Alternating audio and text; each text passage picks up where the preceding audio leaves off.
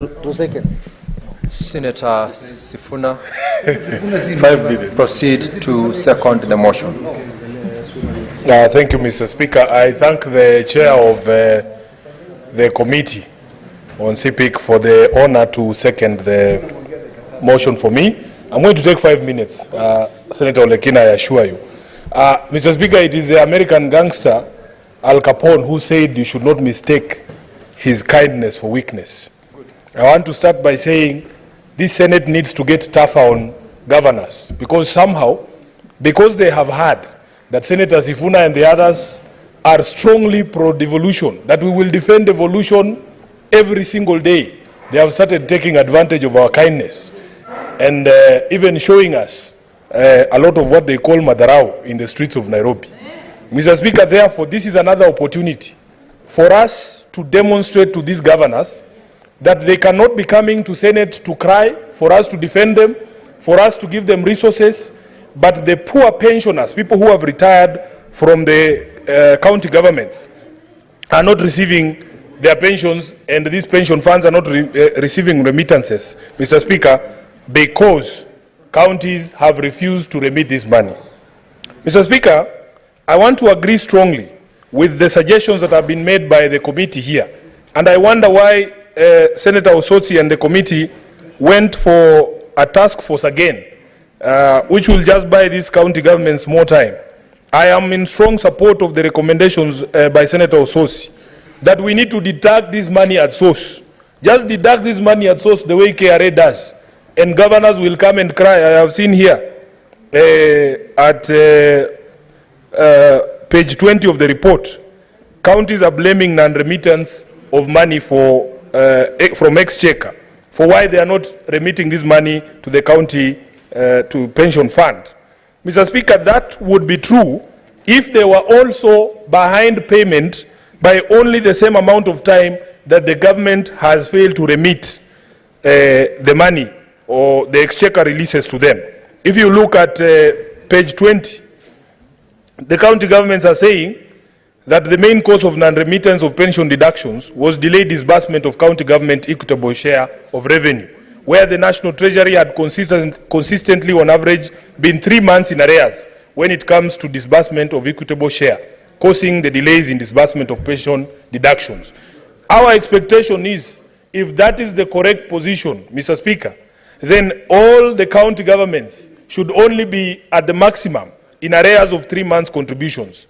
But what we know from the ground, Mr. Speaker, is that because these deductions are easy, they are effected on the people's pay slips.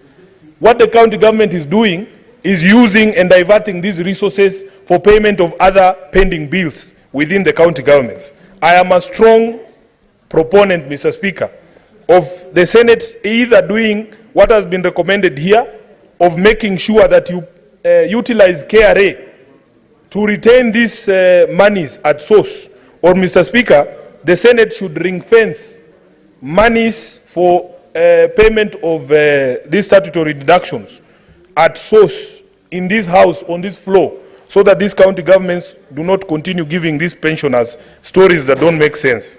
Mr. Speaker, therefore, if you look at the breakdown of the debt at page 13 of that report, you will see, Mr. Speaker, that in fact, the amount of debt that was accumulated prior to devolution pales in comparison with what has been accumulated over the years, especially the penalties that have been imposed for those non-remittances. And as Senator Osotsi has said, Mr. Speaker, Nairobi has now become notorious and infamous. If there is any money that is owed by county governments, Nairobi always takes the bulk of the share. Mr. Speaker, if you talk about pending bills, Nairobi is leading in pending bills, almost 100 billion shillings unpaid to suppliers. The other day when we were discussing the report by the Energy Committee, Kenya Power and Lighting is owed 3.5 billion shillings by all counties, and out of that, 2.17 is Nairobi County alone. Now again, Nairobi is featuring as the #1 county here out of the 80 billion that is owed to the pension funds by the county governments. Nairobi takes the share of almost half at 39 billion shillings. Mr. Speaker, when you speak to the counties, you will see in the report, they are also saying, that their own source revenues are low. Nairobi collects almost 20 billion in on-source revenue. Our total budget this year, Mr. Speaker, is over 40 billion shillings, in addition to the 20 billion that comes from the division of the equitable share. So, Mr. Speaker, for me, I want to say that this House must take very, very strong positions on these issues, because we are fighting for people who retired from these county governments years ago. People have passed on, their families are camping at the offices of the CPF, at the offices of Lab Trust and Lab Fund, looking for payment of pension that should have essentially been paid for by now.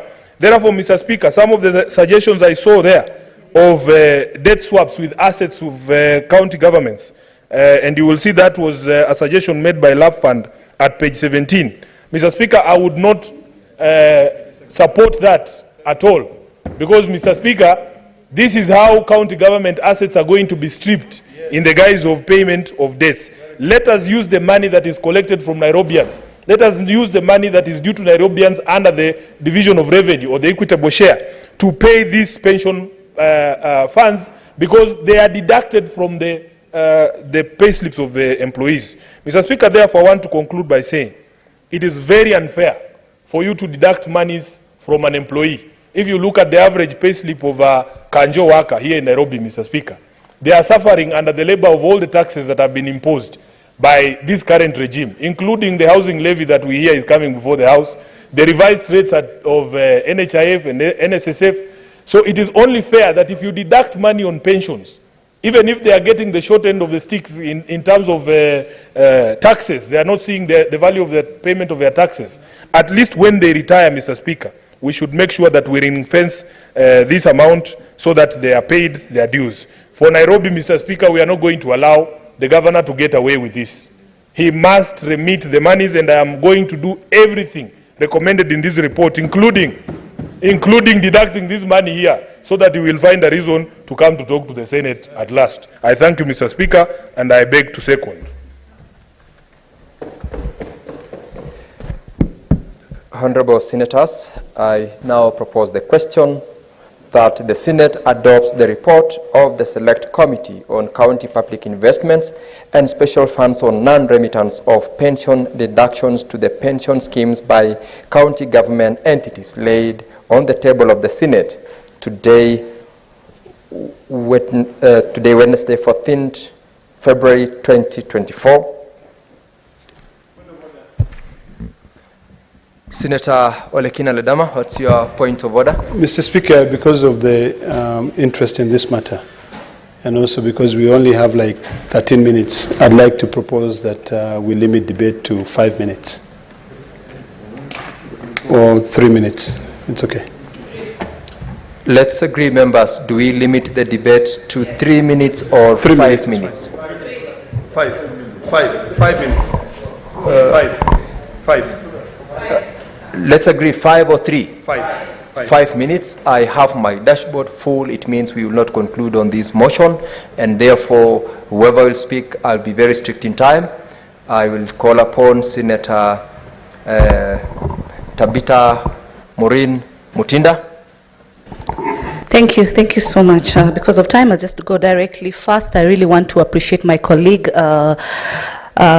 from the committee of CPIC, which is a new committee, Mr. Speaker. We are very happy, led by our Honorable Chair, Senator Ososi, for ensuring that we table this report. Speaker, as you can even see in the House, members of CPIC are here. This is a matter, Mr. Speaker, that has really affected our people, our employees in the different counties, Mr. Speaker. CPIC is a new committee, and this is a matter that each and every member of CPIC has been very passionate, which also extends to the other